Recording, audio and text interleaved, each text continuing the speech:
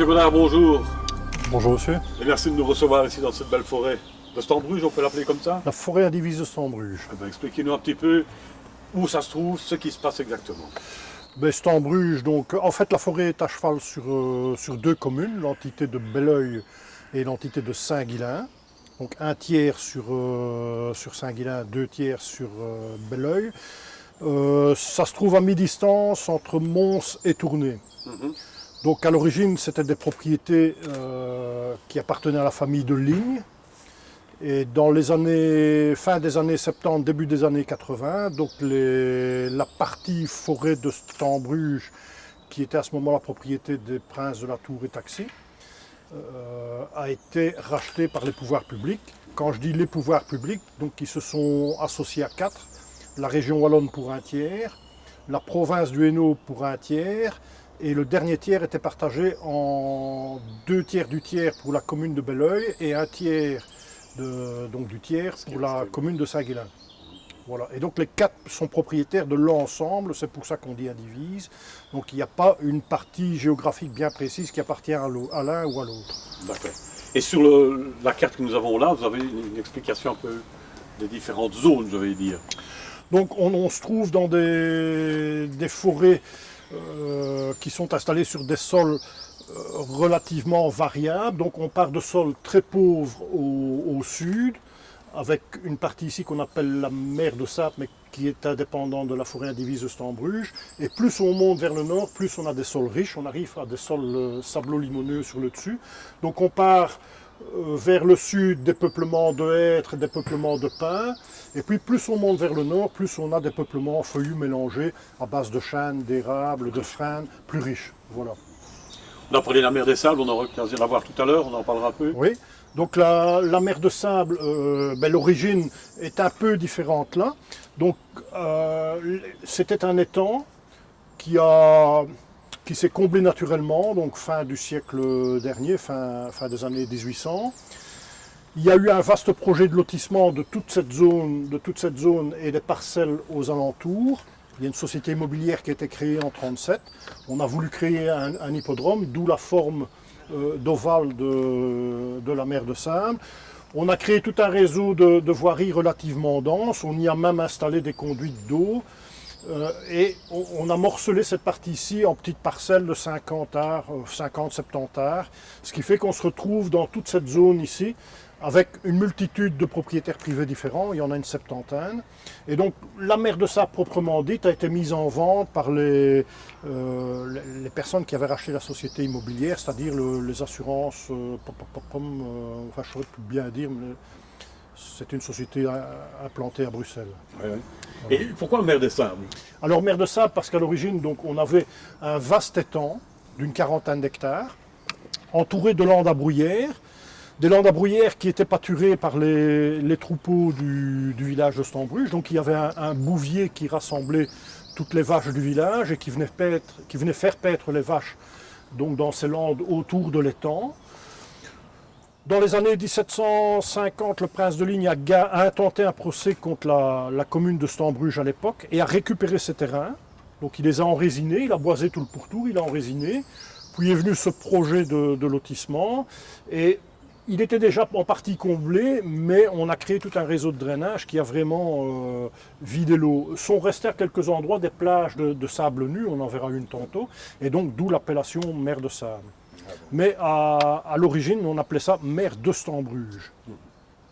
Bon, on va faire la présentation, moi je propose qu'on aille voir maintenant l'arbre au puits. La statue d'origine, ils ne la mettent plus. Terminé. Les croyances, c'est une chose, ils croient pas de tout. Mais oui, mais oui.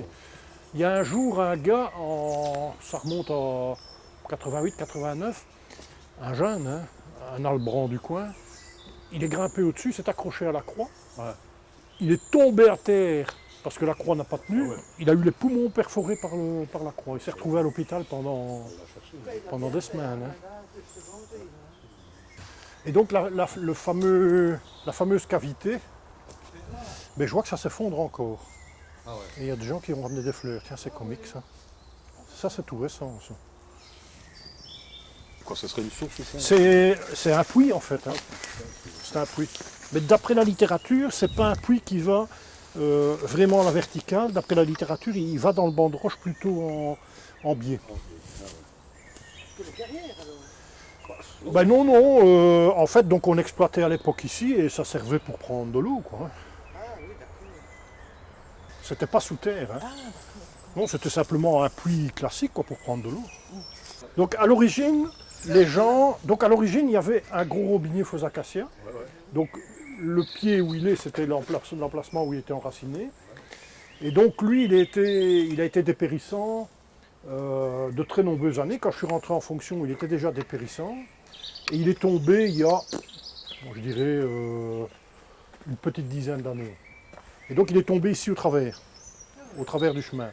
Et bon, les gens continuaient à venir mettre des trucs dessus.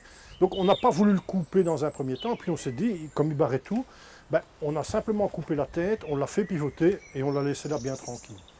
On avait anticipé un petit peu la mort, on en avait planté un deuxième là, mais les gens se sont raccrochés au chêne. Ben, ils clouent, ils attachent, parfois ils lancent. Mais c'est moins de clous quand même que l'arbre à clous que vous allez voir après-midi. Hein. De l'autre côté, c'est vraiment des clous partout. Et donc ici, au début, c'était un culte païen qui a été récupéré par les catholiques. Et donc en fait, les gens viennent clouer ou mettre un objet qui était porté par une personne malade, blessée. Ouais, voilà. Et alors, le culte païen, on transmettait à l'arbre la maladie. Au niveau du culte catholique, je ne sais pas très bien comment ça se passe. Je sais que les gens viennent, font plusieurs fois le tour de la chapelle en marchant. Ouais, genre de procession. Une neuvaine, quoi. Des neuvaines. Et ça s'appelle l'arbre au puits, c'est ça? L'arbre au puits en bon français, en dialecte local, c'est l'ercompuche ou l'arcompuche. Donc arc venant de arche, qui serait probablement lié au puits qui est là derrière.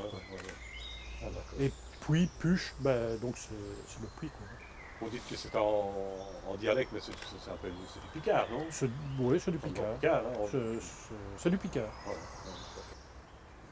Et ça, à votre avis, est-ce qu'on ajoute encore des éléments? Oui, hein, tous les vêtements que vous voyez là, c'est relativement frais. Hein. Donc depuis qu'il est culbuté, les gens ont continué malgré tout à mettre des vêtements dessus. Hein. Et vous les retirez de temps en temps Non, aussi? non. Jamais. Non, jamais. Donc tout ceci, c'est de l'époque où l'arbre est tombé. Et jusque maintenant. Hein. Oui, Donc, jusque maintenant. Je veux dire, ça c'est des trucs frais. Hein. Les vêtements qui sont là, c'est tout frais. Hein. Mais oui, pour la petite histoire, vous voyez la trace ici sur l'arbre qui est en fait une ancienne empreinte de marteau royal. Donc l'arbre était destiné à être vendu dans la coupe ordinaire. Donc on passe une fois tous les 12 ans en coupe sur une partie, c'était le cas ici. Et il y a un échevin un échevin de la commune de Belleuil qui s'est un petit peu offusqué de ce qu'on ait marqué le chêne si près de la chapelle. Et on a fait marche arrière, on a retiré l'arbre de la vente, on n'a pas vendu, et finalement le robinier est tombé très peu de temps après, un an ou deux après, et finalement le chêne a pris la place du robinier. Il a pris la place, Voilà. Mais il était destiné à être vendu. Vous parlez de marque royale, c'est quoi exactement ça? Donc en fait, oui, donc en fait on enlève, on a une espèce un genre de hachette, où d'un côté vous avez le tranchant, et de l'autre côté vous avez un seau, avec un lion, qui est la marque de délivrance. Donc on enlève un morceau d'écorce, on va jusqu'au bois, jusqu'au cambium, et on frappe le sceau royal sur le... Donc c'est la marque de délivrance. C'est la preuve que l'arbre est mis en vente.